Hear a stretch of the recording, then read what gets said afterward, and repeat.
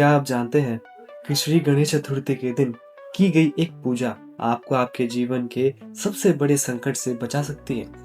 लेकिन सावधान, अगर इसमें की गई एक गलती दोहरा दी गई तो सुख समृद्धि की जगह आप पर टूट सकता है दुर्भाग्य। क्यों भगवान गणेश के जन्म का संबंध एक श्राप से है और कैसे एक हाथी का सिर बन गया पूरे ब्रह्मांड की बुद्धि और शक्ति का प्रतीक। आज हम खोदेंगे इतिहास, पौराणिक कथाएं और छुपे रहस्य और जानेंगे गणेश चतुर्थी का असली कारण। नमस्कार, स्वागत है आपका देवलोक में, जहां हम आपको लेकर चलते हैं उन कहानियों में जो सदियों से हमारे संस्कारों में जीवित हैं।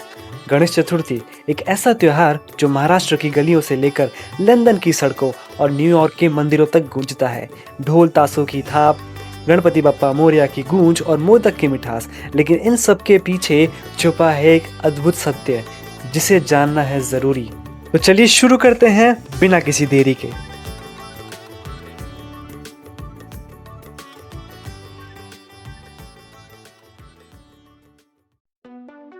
आज ज्यादातर लोग गणेश चतुर्थी को सिर्फ रंग बिरंगे पंडाल, मिठाई और विसर्जन के रूप में देखते हैं।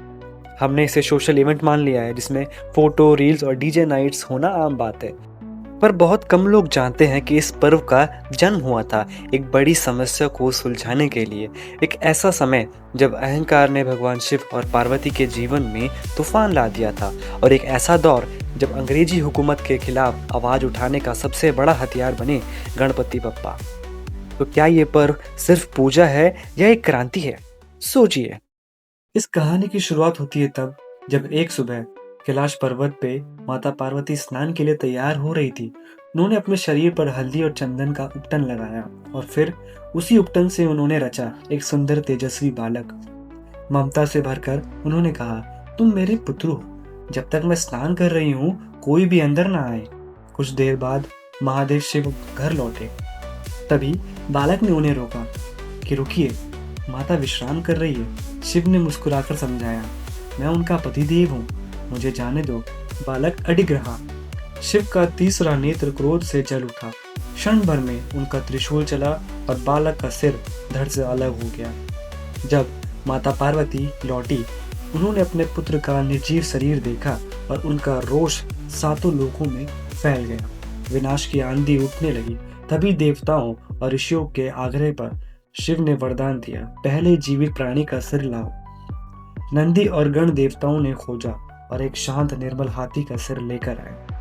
शिव ने उसी बालक के शरीर पर स्थापित किया और प्राण फूके। इस तरह जन्म हुआ श्री गणपति महाराज का, और उन्होंने वरदान दिया, तुम होंगे विघ्नहर्ता, सभी देवताओं में अग्र पूज्य, हर शुभ कार्य की शुरुआत तुम्हारे नाम से ही होगी।